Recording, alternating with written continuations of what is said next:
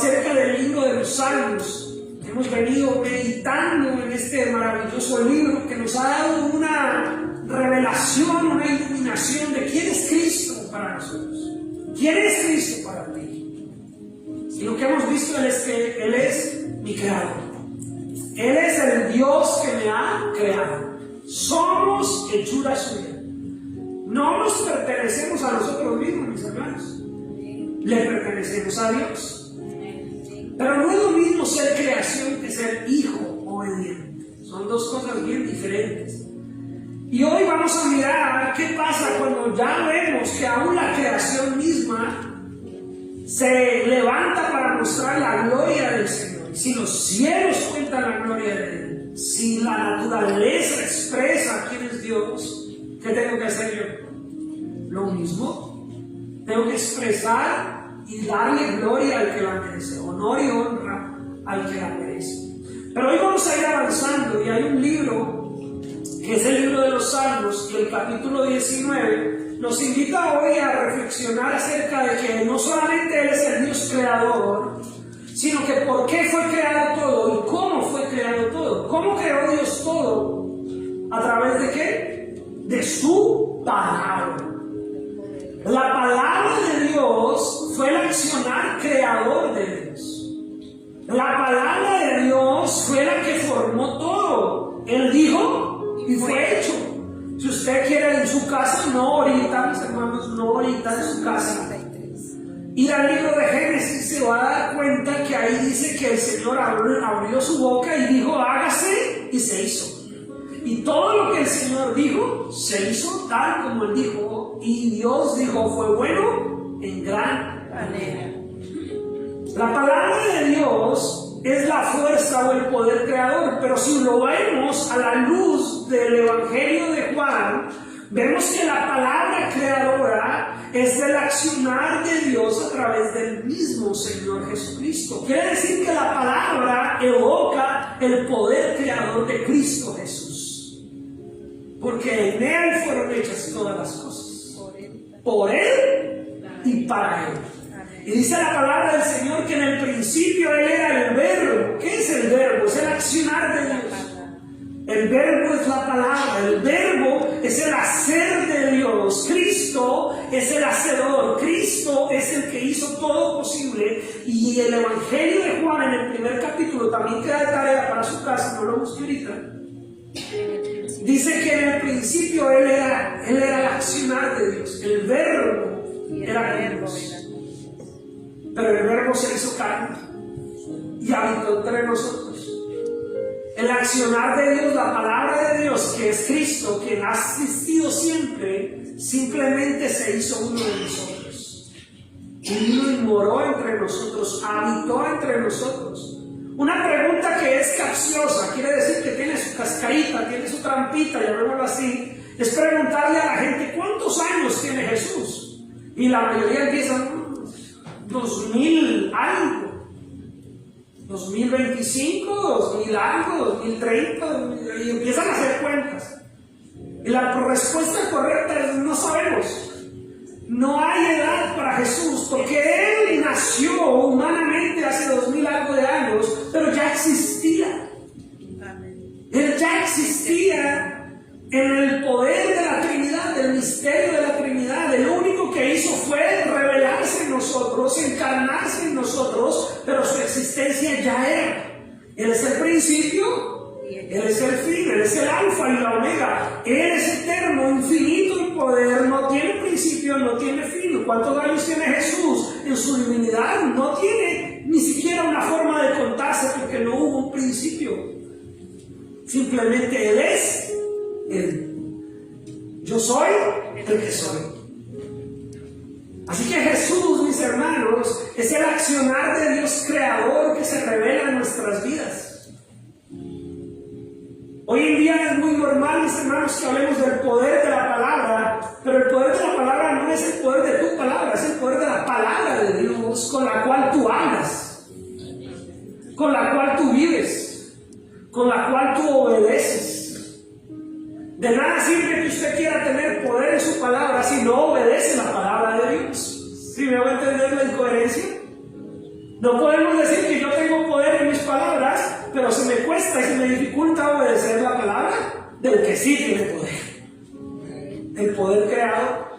Entonces el creador, el libro de los Salmos es maravilloso. Yo se los he venido diciendo. El libro de los Salmos tiene unas características que las voy a repetir hoy, aunque las dije hace 8 días, para nuestros hermanos que nos visitan, amigos que nos visitan. El libro de los Salmos nos muestra esa riqueza, porque el libro de los Salmos no solamente está escrito de una manera poética, bonita al oído, linda para escuchar, interesante de recibir, sino que el libro de los Salmos nos muestra y nos da las características de Jesús. Cuando el salmista David lo escribía basado en sus acontecimientos, sus hechos, pero cuando lo leemos hoy parece que se hubiera sido escrito por Jesús. Jesús es el que se muestra en nosotros, Jesús es el que se revela en el libro de los Salmos. Tenía un valor profético, mesiánico, pero para nosotros ya es una realidad. Ya Cristo vino, ¿verdad? Ya no estamos esperando en Cristo, no, ya vino. Ahora lo que esperamos es su segunda venida. Pero él ya vino. Y ya hizo lo que tenía que hacer, más importante que cualquier otra cosa, que fue morir por nosotros. Y entonces el libro de los Salmos nos muestra que el Dios creador, Él tiene un gran celo. Cuando digo esta palabra, la digo en el sentido del respeto y la reverencia que el mismo Dios le da a su palabra. Y entonces vemos en el versículo 7, ya va conmigo ahora sí, Salmos 19, 7. Le voy a dar un segundito para que lo busque bien. No se acostumbre tanto que siempre está ahí. Traiga su Biblia. Eso es un comercial que estoy dando aquí. No vendo Biblias, pero cómprese una. Porque nos acostumbramos mucho a la tecnología y a veces la tecnología falla. Sí, y ahorita con todo este tema de la inteligencia artificial, de pronto un día nos hackean aquí. Y entonces ponemos el versículo y nos sale otra cosa. Pero esta no la pueden hackear, mis hermanos. Esa sí ya la tenemos en nuestro poder. ¿Sabes? Huele esta diferente, ¿verdad? Tenga su Biblia. Cómprese una Biblia. Bueno, esos comerciales, seguimos con el mensaje. La palabra del Señor dice en el Salmo versículo 7 del capítulo 19, dice: la ley de Jehová es que perfecta. No vaya tan rápido, no siga leyendo. Lo primero que encontramos en la Escritura, acerca de la Escritura y de la palabra de Dios, es que la ley de Jehová es perfecta. Las enseñanzas del Señor son perfectas. Dudar de la perfección de la palabra de Dios hace parte de nuestra incredulidad. Escúcheme esto. Dudar de la perfección de la palabra del Señor hace parte de nuestra incredulidad. ¿Y qué es la incredulidad? Lo contrario a la fe. Y sin fe es imposible agradar a Dios. Cuando nosotros cuestionamos tanto la veracidad, la perfección de la palabra, lo que estamos haciendo es demostrar nuestra falta de fe, nuestra falta de entendimiento hacia la verdad del Evangelio, hacia la verdad de Dios. Cuando hablamos de la ley de Jehová, no solamente estamos hablando de lo que vemos en unos versículos, hay los 10 mandamientos, no, toda la palabra del Señor es ley. Para los judíos era solamente el Pentateuco, la Torá. Pero para nosotros, toda la palabra del Señor es ley. Toda la palabra del Señor es veraz, es efectiva. Ay, no, pastor, pero es que hay unos versículos que son más poderosos que otros. No, pastor, pero es que hay unas cosas que son más importantes que otras. ¿A criterio de quién? Toda la palabra del Señor es fiel, es perfecta, es verdadera, toda es importante. A mí me han dicho: ay, no, pero es que a veces son como consejitos, hay otras cosas más importantes. Pero si no somos a veces capaces de obedecer cosas sencillas, ¿cómo queremos obedecer cosas sobrenaturales y trascendentales? A veces el simple hecho de ser agradecidos y habiendo oído gracias como el pan, y a veces nosotros comemos y ya estamos aquí atorados. Gracias. Se nos olvida a veces hasta darle gracias al Señor. un plato de comida en la mesa. Si no somos obedientes en cosas sencillas, ¿cómo queremos ser obedientes en lo extraordinario y en lo sobrenatural? Y usted me va a decir dónde está eso, pastor. No invente. Claro que sí. En Juan capítulo 3 no lo busque, queda de tarea. Yo aquí dejo mucha tarea. Si la cumplen o no la cumplen. Yo dejo tarea, búsquelo en su casa. Usted verá si hace caso. Mire, una tarea sencilla, usted verá si obedece. Pero si usted va al libro de Juan, vemos que Jesús se encuentra con un hombre llamado Nicodemo. Y Nicodemo quiere saber cosas tremendas del reino. Señor, ¿cómo entraremos? Y el Señor, resumiéndole rápidamente, porque el sermón de hoy no es sobre Juan, el Señor le dice, pero si no entiende esto terrenal, ¿cómo sería si le explico las sobrenaturales, las celestiales? Y a veces nosotros somos tan dados a ser muy sobreintelectuales con el Evangelio, que queremos hablar de temas profundos, pero desobedecemos lo sencillo. Queremos hacer cosas extraordinarias, pero no sabemos obedecer en las ordinarias, en las sencillas. Y el Señor dice, toda la ley de Él es ¿qué? Perfecta. Y para cerrar este primer espacio, este primer pedazo, el Señor también le dijo a los fariseos, le dijo, ustedes quieren colar el mosquito, quieren ser muy piquis, ¿no? Mis hermanos mexicanos, ¿verdad? Quieren ser muy piquis con las cosas, quieren estar, mejor dicho, poniéndole la coma, la tilde a unas cosas, pero ¡uy! Eso es santo, Señor. Pero se tragan el camello.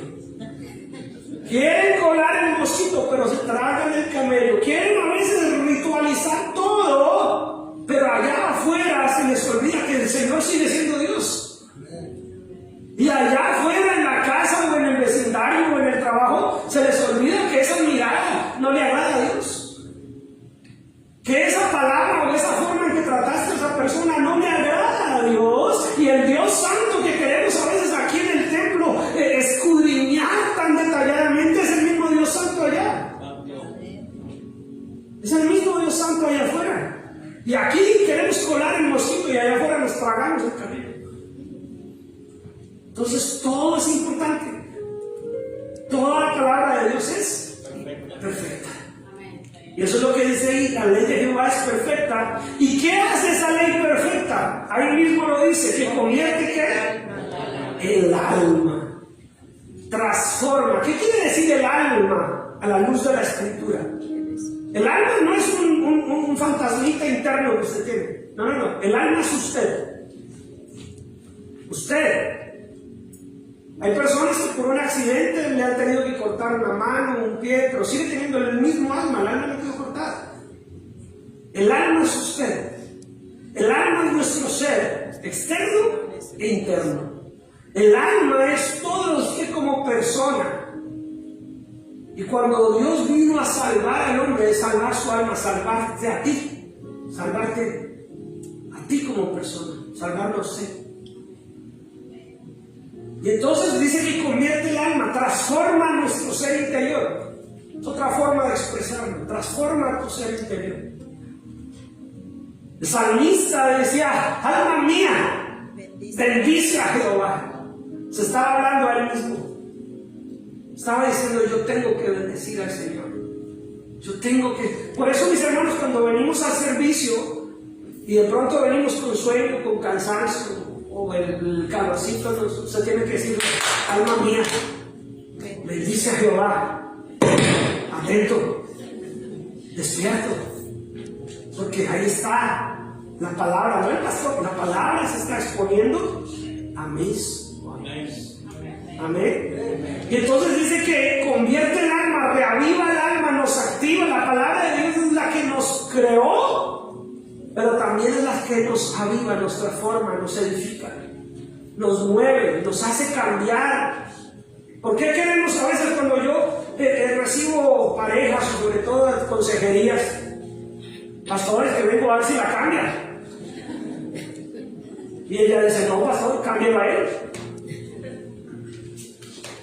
Y la realidad es que todos necesitamos cambiar. Todos necesitamos cambiar.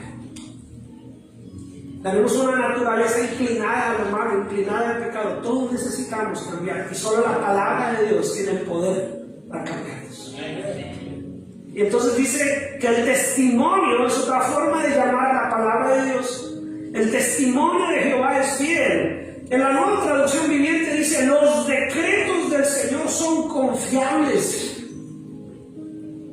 No me quiero meter en problemas porque hoy en día, mejor dicho, todo por internet puede ser motivo de problemas. Pero vemos cómo en la sociedad fácilmente un gobernante cambia una ley y hace que todo se desordene.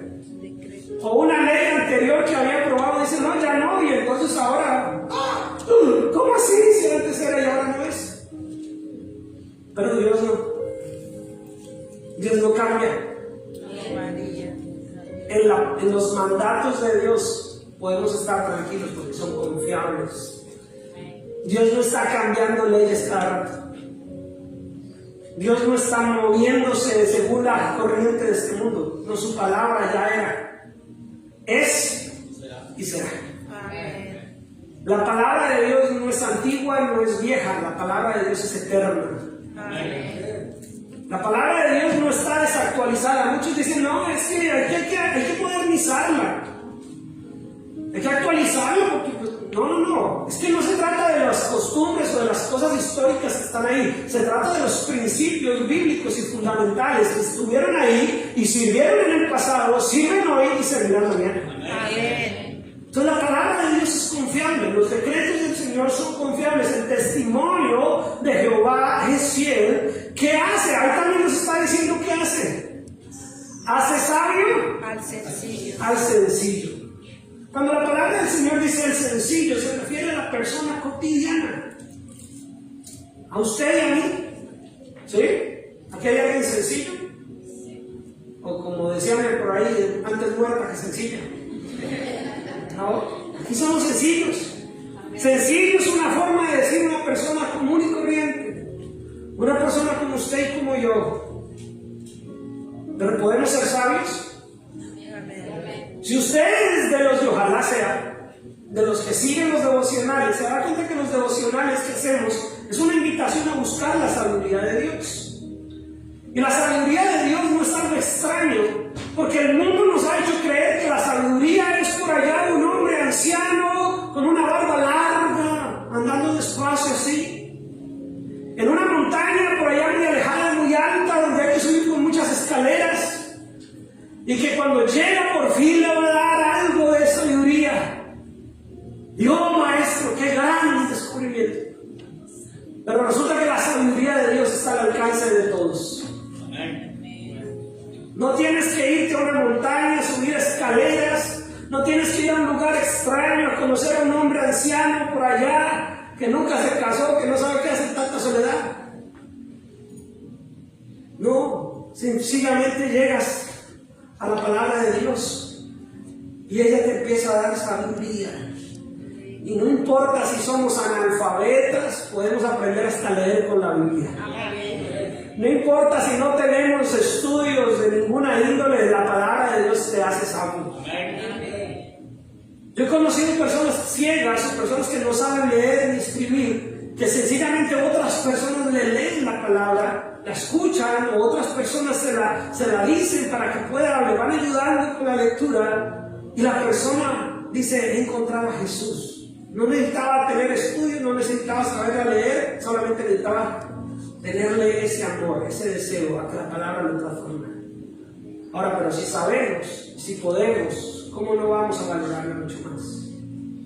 Ahora, eso no quiere decir que para ser sabio hay que ser de lo más ignorante, no, quiere decir que todo el mundo, hasta los estudiosos, la gente inteligente que decimos nosotros que están allá en cargos de eminencia, para ellos también es. Ellos también se pueden hacer sabios con la palabra. O sea que en sí, ¿cuál es el punto? Es que el sencillo, ¿qué quiere decir? Que es una persona humilde, una persona mansa, una persona que dice: yo quiero tener un corazón enseñable. ¿Qué es lo contrario a ser sencillo? Una persona complicada que dice: yo no necesito, yo ya sé, a mí no me tiene que enseñar nada. ¿Sí está conmigo? La mansedumbre es la sencillez de aquel que dice: yo quiero aprender. A veces hay que desaprender de la sabiduría de este mundo para poder recibir la sabiduría de Dios. Que dice la misma palabra que es la sabiduría de este mundo. Es terrenal, es animal y es diabólica. Pero ¿cómo es la sabiduría de lo alto? Perfecta.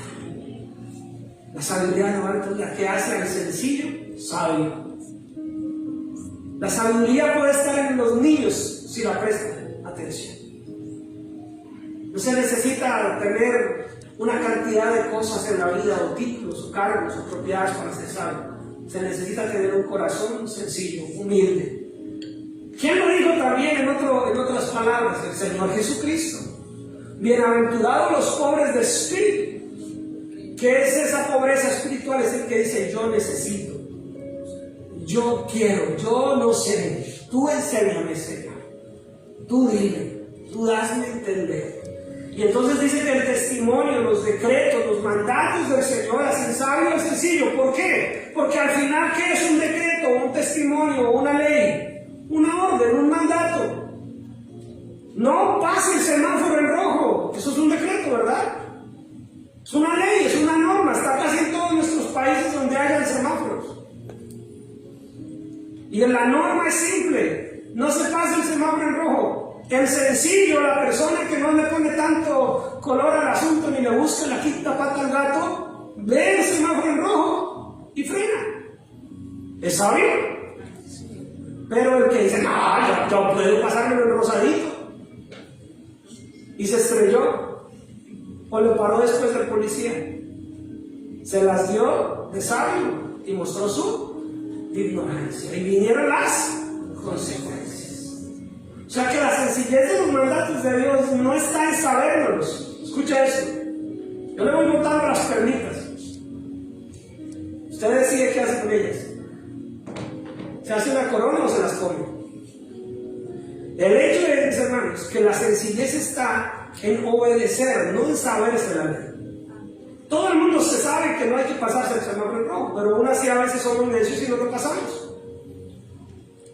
Así que la sabiduría no está en saberlo. La sabiduría está en atender y obedecer. Amén.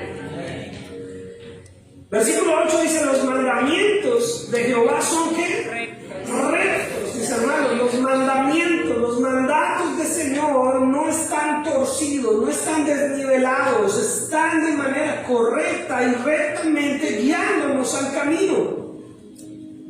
Ay, pastor, pero es que ya no estamos en la época del Antiguo Testamento, ya no estamos en la ley, estamos en la gracia.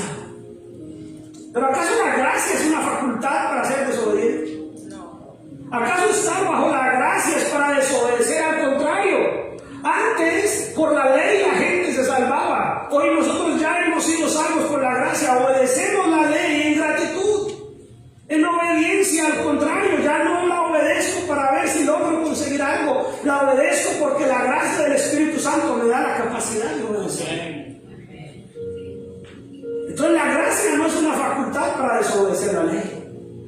El hecho de que la gracia y que seamos salvos por gracia lo que hace es que la ley ahora se vuelve más fácil de cumplir. La ley sigue. ¿O es que acaso porque el Señor Jesucristo nos salvó por gracia matar se puede? No, el no matarás continúa. Solo que ahora sabemos que antes la ley de Dios decía no matarás, pero el Señor Jesucristo dijo, la ley decía no matarás.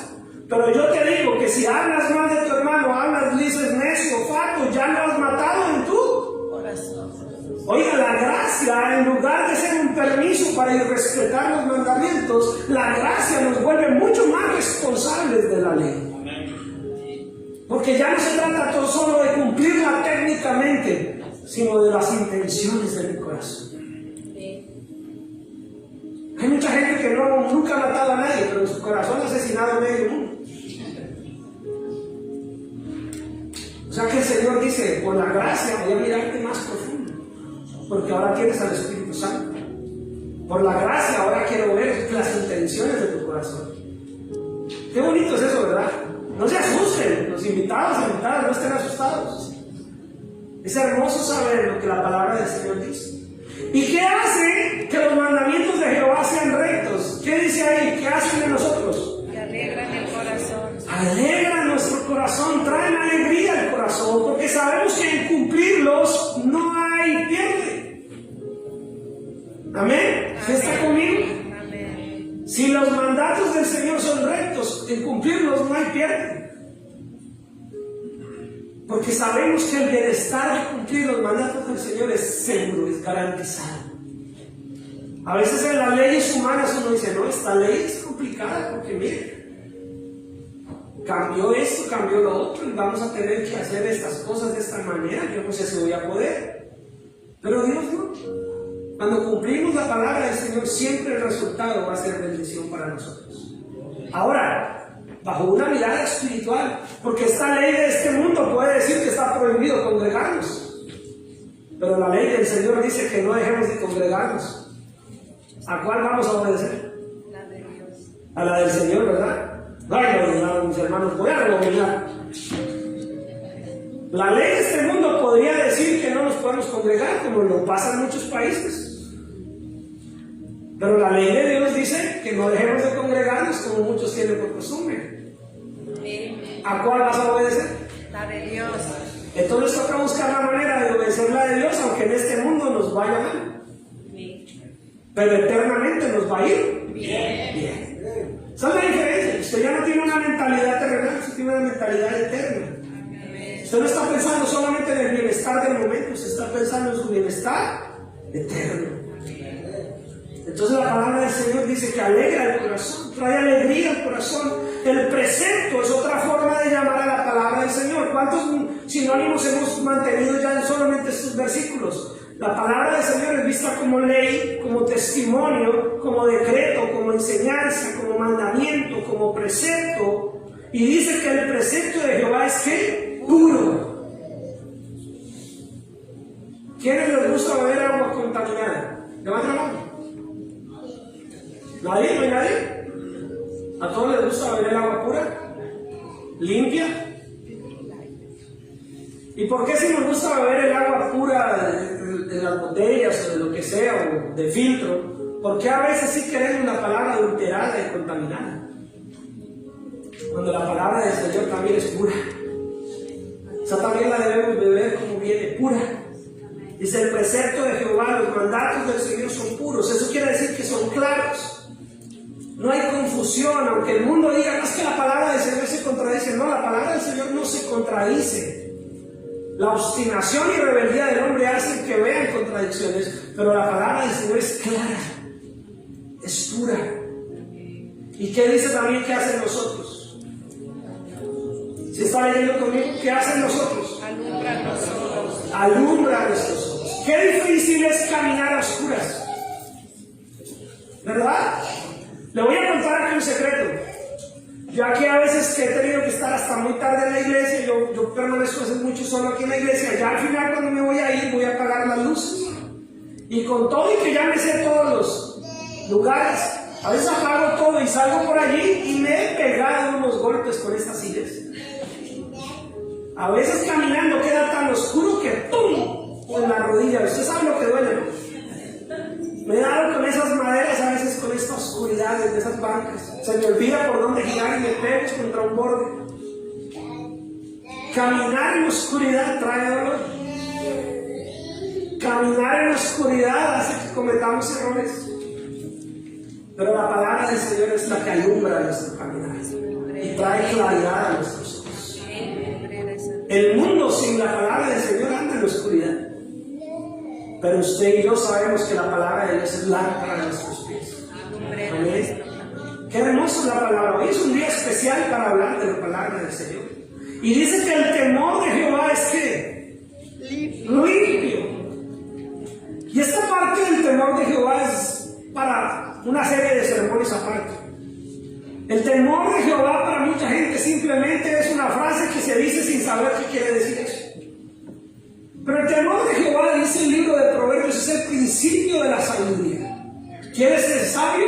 Empieza con tener temor a Jehová. Pero ¿qué es el temor a Jehová? El temor a Jehová es la capacidad que yo tenga de darle honor a lo que significa, representa y a la identidad total de Dios, de tal manera que yo obedezca lo que Él es.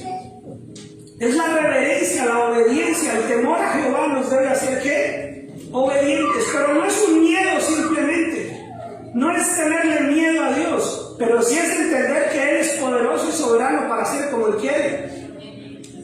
Es entender que Él es el dueño de la vida y de la muerte. Es entender que Él lo gobierna todo, que Él es el rey y que yo soy el que le sirve. Porque para muchos hoy en día en el mundo, y con la forma en que se predica en algunos lugares, pareciera que yo soy el rey y Dios me sirve. Pero no, Él es el rey y yo le sirvo a Él. Para muchos hoy en día Dios es el genio de la lámpara de Aladino. Lo froto y necesito mis deseos. Para muchos Dios es un mandadero. Dios, quiero que seas eso. Yo lo declaro, lo decreto. No, pero lee la palabra. Si lo que estás diciendo tiene sentido o no. Porque a veces la gente está diciendo cosas que van en contravía de la palabra. Van en contravía del propósito de Dios, de la voluntad de Dios. Si quieres declarar algo y decretar algo, decreta la palabra de Dios en tu vida. Porque para mucha gente solamente se trata de darle órdenes a Dios. Ese es el evangelio para mucha gente, darle órdenes a Dios. Pero lo que tenemos que tener es el temor de Jehová, para más bien obedecer las órdenes de Dios. Amén. Amén. ¿Si está conmigo o no está conmigo?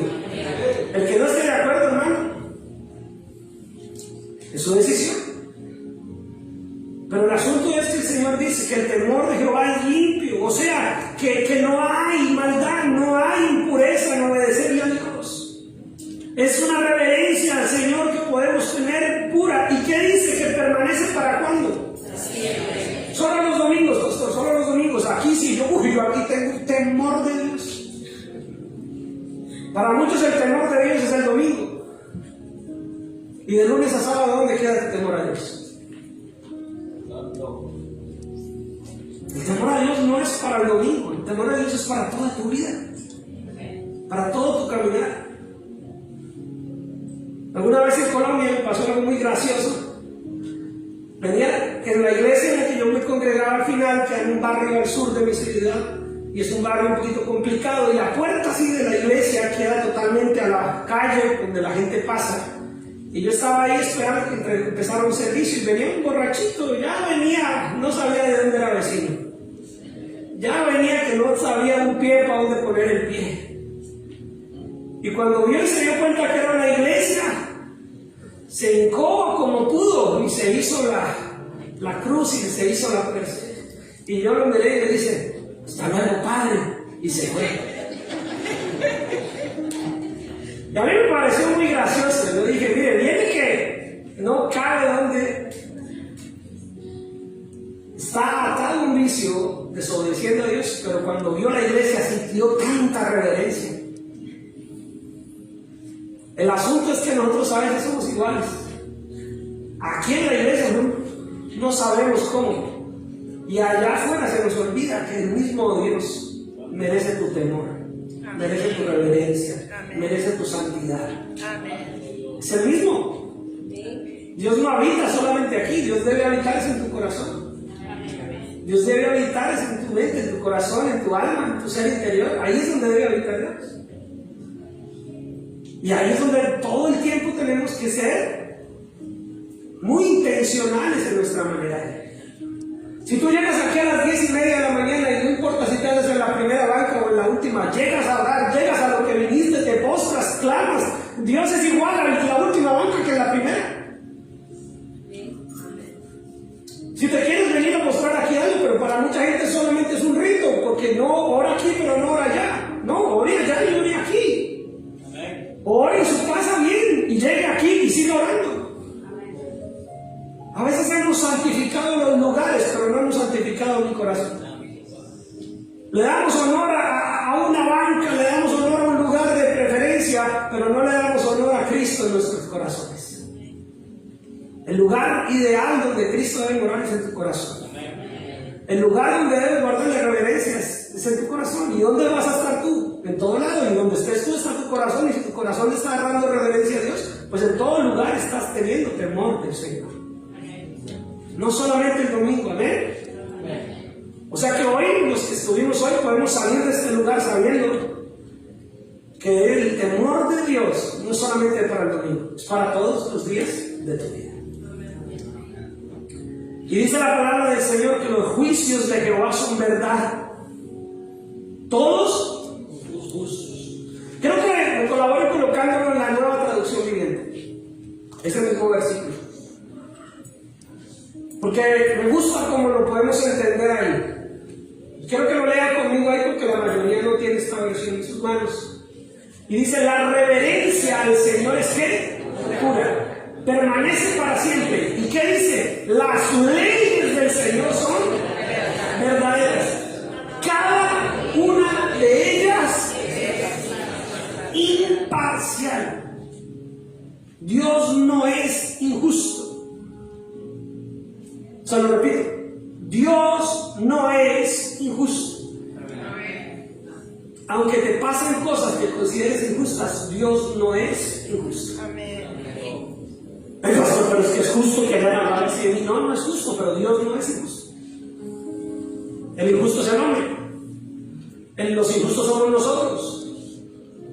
Pero es que yo soy tan bueno, tan buena, ¿cómo me fueron a hacer eso? Bueno, porque vivimos en un mundo caído, pero Dios es justo. Tú colócale tus cosas delante al Dios justo y deja que el Dios justo opere. No tomes la justicia en tus manos, porque tú y yo somos injustos. Y si tú y yo tomamos la justicia en nuestras manos, la vamos a hacer injusta. Pero Dios es justo. Y dice la palabra del Señor que sus leyes, sus juicios son verdaderos. Y cada uno de ellos, todos ellos son justos, son imparciales. Dios no hace acepción de personas.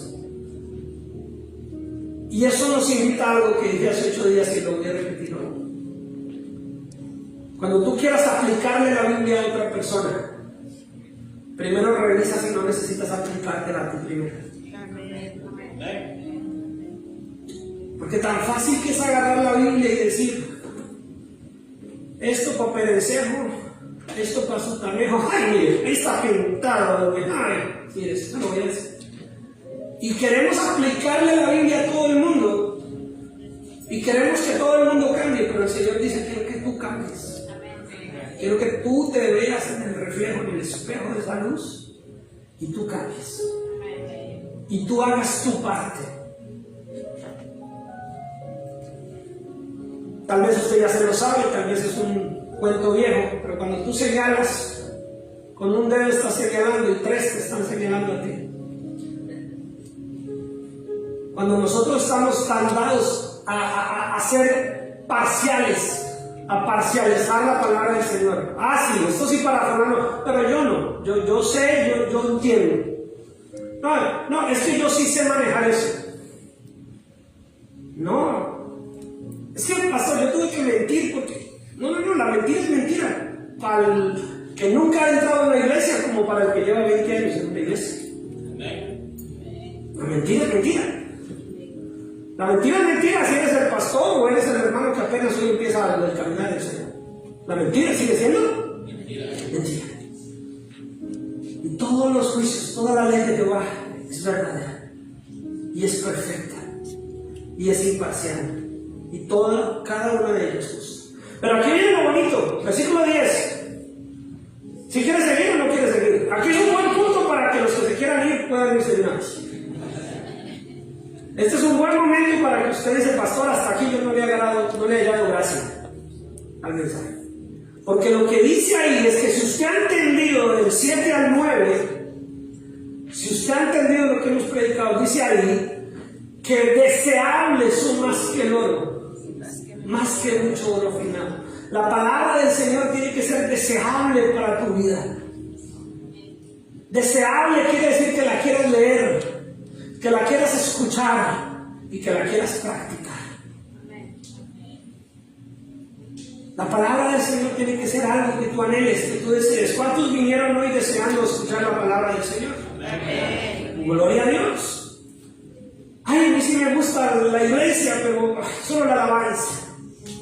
Esa sí me la gusta. Pero no te gozas la palabra. Porque la Biblia dice que la palabra es la que debe ser más deseable. No dice nada de la alabanza. Dice que la palabra es la que debe ser más deseable. Dice, deseables son más que mucho oro. Más que el oro, ¿qué? Afinado. Quiere decir que tiene que haber un anhelo, un deseo, una pasión. El lema de esta iglesia es pasión por Jesús. ¿Qué dijimos que era Jesús? El verbo. ¿Quién es el verbo? El accionar, la palabra de Dios. Tienes que tener pasión por Jesús, tienes que amar la palabra. Si no te amas la palabra, no me digas que amas a Jesús. Para muchos solamente lo que se saben de la Biblia es lo que de pronto esté impreso en una camiseta cristiana. La palabra del Señor a veces no se lee de lunes a sábado en sus casas ni por error. Lo estoy diciendo para los de internet, no para ustedes. Pero la palabra del Señor tiene que ser deseable. La buscas, la anhelas. Si no la entiendes, la vuelves a leer. Y sigues orando, y sigues deseando, y sigues enamorándote de la palabra del Señor. Y dice, y dulces más que la miel. Y hace un énfasis. Mire, si usted mira el versículo, dice que es deseable más que el oro, pero dice aún que el oro afinado. Deseable más que la miel, o dulce más que la miel, pero mejor que la que destila del panal, la fresquecita. Mis hermanos, ¿por qué estamos aquí los hispanos en este país? En general. Para una vida mejor. Por money, por los verdes. Digamos la verdad. Aquí estamos con los verdes. Por money. Ahora, eso money representa calidad para nuestras familias, salir de ciertas cosas que estaban pasando en nuestros países. Pero al final, ¿qué es lo que más hacemos los hispanos en esta nación? Trabajar.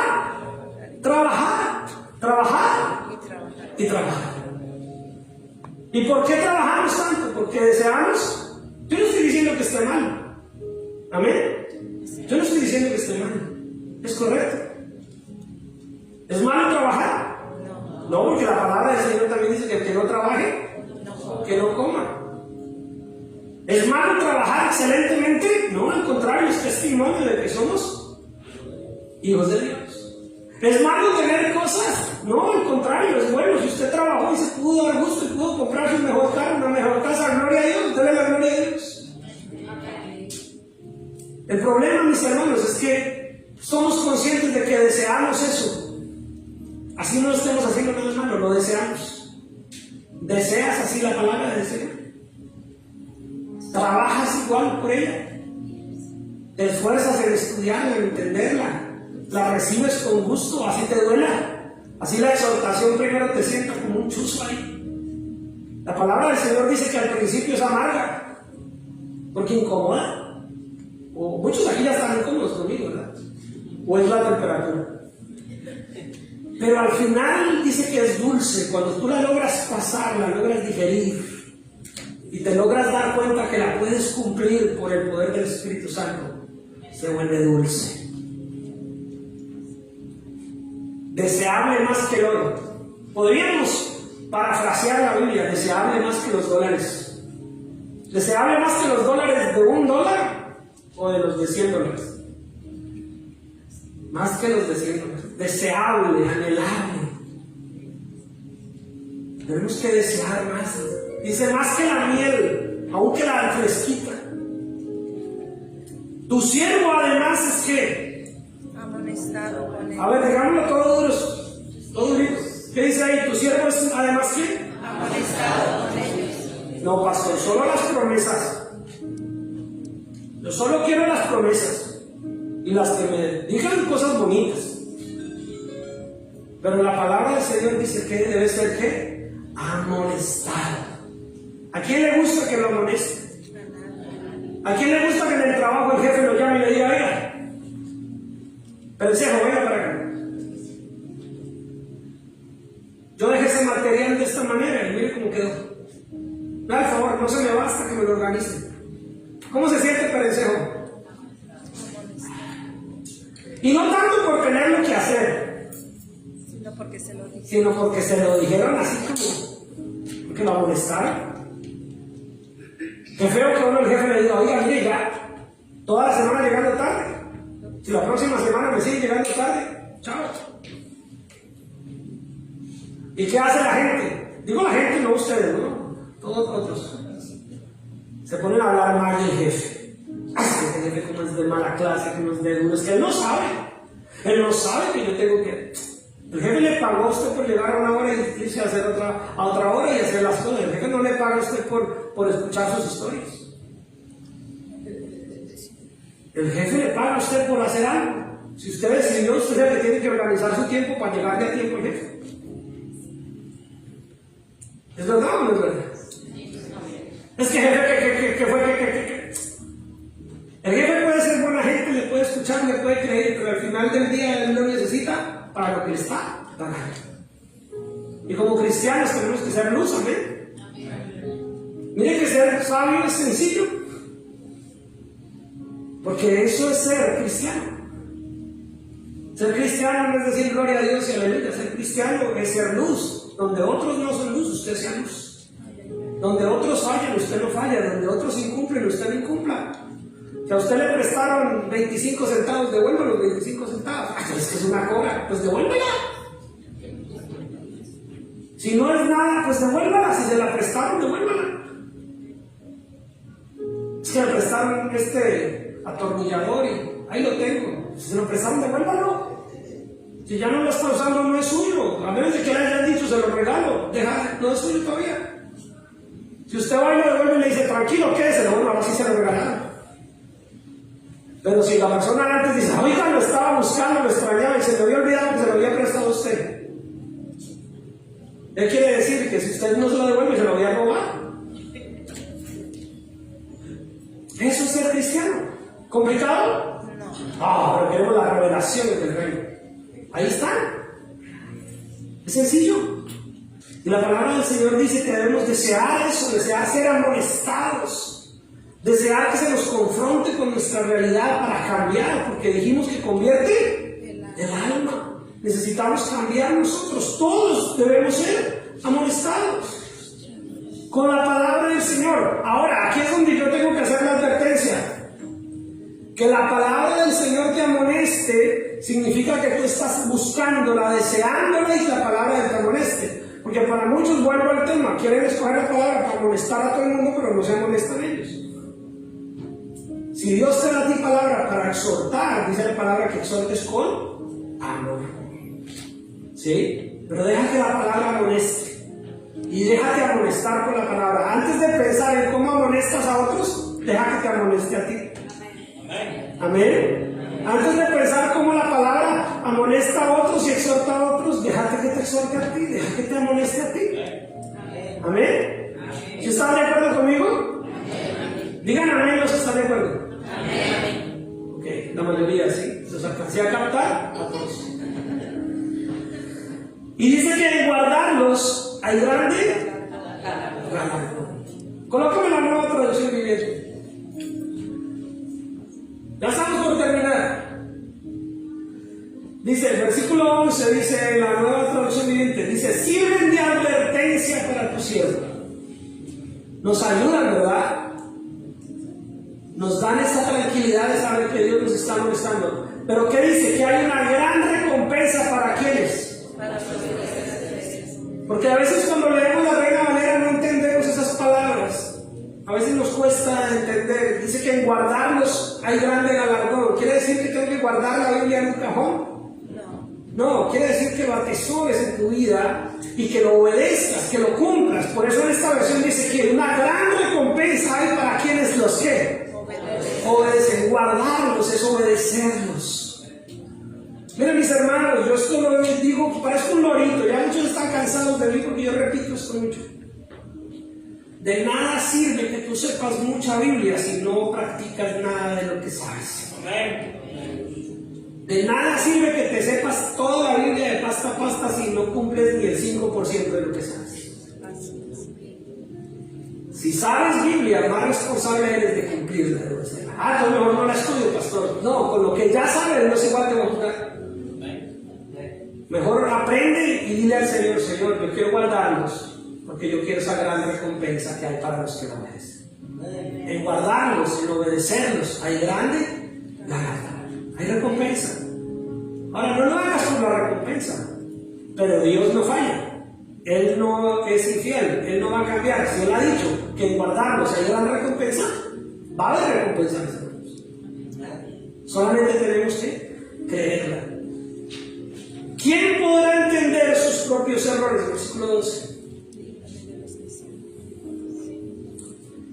Aquí es la parte donde entendemos, mis hermanos, que aunque esto seamos conscientes, seguimos siendo personas incapaces de cumplirlo todo. Seguimos siendo incapaces. Si fuésemos capaces de cumplir todo, la muerte del Señor Jesucristo en la cruz no hubiera sido necesaria. Pero como somos incapaces y Él vio nuestra incapacidad, Él vino a cumplirla con nosotros. Pero usted y yo nos vamos a esforzar por hacerlo más. Y parte de eso es decirle al Señor: Señor, a veces no me doy cuenta que fallo. A veces no me doy cuenta que ofendo. ¿Verdad? A veces no nos damos cuenta. Ese es uno de los más grandes errores que cometemos los seres humanos. Con esta lengüita, ¡ay, Señor de la gloria! ¿Cuánto daño hacemos? Hay todo un capítulo que habla de todo el daño que hacemos con esa lengua. Y a veces ni siquiera somos conscientes. Pero sí podemos orarle al Señor y decirle: Señor, líbrame de esos errores que me son ocultos. Tal vez yo no soy consciente, pero ayúdame a no cometer esos errores. A veces no nos damos cuenta que lastimamos a nuestros propios hijos, lastimamos a nuestros seres queridos. A veces no nos damos cuenta que estamos dándole mal ejemplo a otra persona. A veces como cristianos no nos damos cuenta que hay personas que tienen su mirada puesta en nosotros porque decimos ser cristianos y se nos olvida y vivimos y decimos: no, pues si eso es ser cristiano, ¿para qué quiere ir a la iglesia? Y se nos olvida porque tal vez no queremos hacer lo malo, tal vez no queremos dar mal ejemplo, pero lo hacemos. Tal vez no somos conscientes, entonces tenemos que orar y decirle al Señor: Señor, ayúdame a ser consciente. Ayúdame, Señor, y líbrame de esos errores, límpiame de esas fallas ocultas, de esas fallas que se me escapan, de esas cosas que a veces hago que no las planeé, no las quería hacer. ¿Sí les pasa o solo a mí? A veces no queremos ofender, no queremos hacer algo mal, a veces no queremos enojarnos. Y nos damos cuenta, fue después de que ya nos pegamos un enojón bien feo, dijimos hasta de qué mal se iba a morir la otra persona. Y ahí sí dije: ay, yo no quería enojarme. Pero nos enojamos. Vean el devocional de mañana, ¿amén? Tarea, otra tarea, vean el devocional de mañana. Y nos enojamos o faltamos a nuestra palabra. Cuente conmigo, vamos a hacer tal cosa, cuente con eso. 2 semanas después, yo me quedé esperándolo. ¿De qué? Pues de lo que me dijo. ¿Qué le dije? Usted se había comprometido conmigo en tal cosa. A mí se me olvidó. Otro día, pero para la persona, su palabra había sido como que ella contaba con eso. Y para uno no fue importante, entonces no le dio importancia. Ofendió, hirió, mintió, engañó. Todo en un momentico. Por eso el salmista nos invita a reflexionar de nuestra naturaleza y darnos cuenta que Dios es perfecto, la ley de Él es perfecta, su palabra es perfecta, todo lo que le hace es verdadero, es justo, es imparcial. Soy yo el que le tengo que decir: Señor, ayúdame a mí, Señora, a cumplirla. Líbrame de esos errores que me son ocultos. Y dice: preserva también a tu siervo ¿de qué? De las soberbias, que no se enseñoreen de mí. Quiere decir, libra a tus siervos de pecar intencionalmente. Líbrame de ser soberbio, de decir: no, yo no hice nada malo. Eso es usted que... No, líbrame, Señor, de ser soberbio. Mire, el Señor dice que una de las cosas que Él aborrece es la soberbia. La obstinación, la terquedad, no reconocer que fallamos. Si ya fallaste y Dios te exhorta, te amonesta, reconoce, humíllate y pide perdón. Dios es justo y fiel para perdonarte y levantarte, pero tenemos que decir: Señor, no permitas que yo sea soberbio, no permitas que yo peque de una manera intencional, no permitas que estos pecados me controlen. lucha, mis hermanos. Lo que para alguien es, eso yo no tengo problema, para otros es una gran lucha. Pero todos tenemos áreas en las que tenemos que luchar. Y la única forma de luchar es humillarnos al Señor y decirle: Señor, ayúdame. Ayúdame, no permitas que eso se enseñoree de mí. Entonces, después de haber leído 12 versículos del Salmo 19, y si los creemos, los vivimos, los cumplimos, dice: entonces seré íntegro y seré limpio de gran rebelión. Qué fea es la rebelión, mis hermanos. Qué feo es rebelarse sin causa. Satanás, su pecado, si lo podemos, fue rebelarse, fue la rebelión. Por eso el salmista dice: yo no quiero ser como Satanás. ¿Quién quiere aquí ser como Satanás? Pues hay que orarle al Señor. Dice: Señor, ayúdame, yo quiero ser limpio y estar libre de ser rebelde, de esa gran rebelión. Y el versículo 14, póngase en pie, con eso ya usted siente que terminamos. Sí, ya ahora sí terminamos. Póngase en pie. Si lo quiere leer ahí en su Biblia, si lo quiere leer en la pantalla. Si la palabra del Señor, escúchame esto, si la palabra del Señor es perfecta, ¿cómo debe ser nuestra manera de hablar? Grata. También tiene que intentarle pegar a la perfección. Porque el Señor dice: sé perfecto como yo soy. Perfecto. Él sabe que en nuestra fuerza no podemos, pero lo que nos está diciendo es: inténtelo. Hágale esfuerzo. Sea santo como yo soy santo. ¿Será que podemos ser tan santos como el Señor? Pero si el Señor lo pide, inténtelo. Si el Señor lo pide, inténtelo. Y si ya usted ha entendido que Él es el creador y su palabra creadora es perfecta, entonces mire cómo termina el Salmo. Mire tan sencillo que es ser más o menos cercano a lo que David pretendía al mostrarnos este Salmo. ¿Y qué dice? Sean gratos los dichos de mi boca y la meditación de mi corazón delante de ti, oh Jehová, roca mía y redentor mío. En otras palabras, que mis palabras, usted lo puede decir usted, que mis palabras sean gratas delante de ti, que mis pensamientos sean gratos delante de ti. Mire cómo el Señor nos lleva a algo tan sencillo pero tan profundo. ¿Quieres profundidad en la palabra? Si no la encontraste hoy, no sé qué quieres entonces. Porque el Señor es claro y es sencillo, pero es profundo. Que tus palabras, sean cual sean, y en donde sean y con quien sean gratas delante del Señor. Que tus pensamientos, donde tal vez nadie los escucha, nadie los ve, pero Dios sí, sean gratos delante de Él. Si tus pensamientos son gratos delante del Señor y tus palabras son gratas del Señor, déjame decirte, tu vida está muy, muy, muy cerca de ser toda una vida que sea grata delante del Señor. Amén. Pero si tus pensamientos no son gratos delante del Señor, muy posiblemente tus palabras tampoco. Y si tus palabras no son gratas delante del Señor, muy seguramente tus hechos tampoco. Sencillo, ¿verdad? Amén. Sencillo. La palabra del Señor hace sabio. Al sencillo. Hace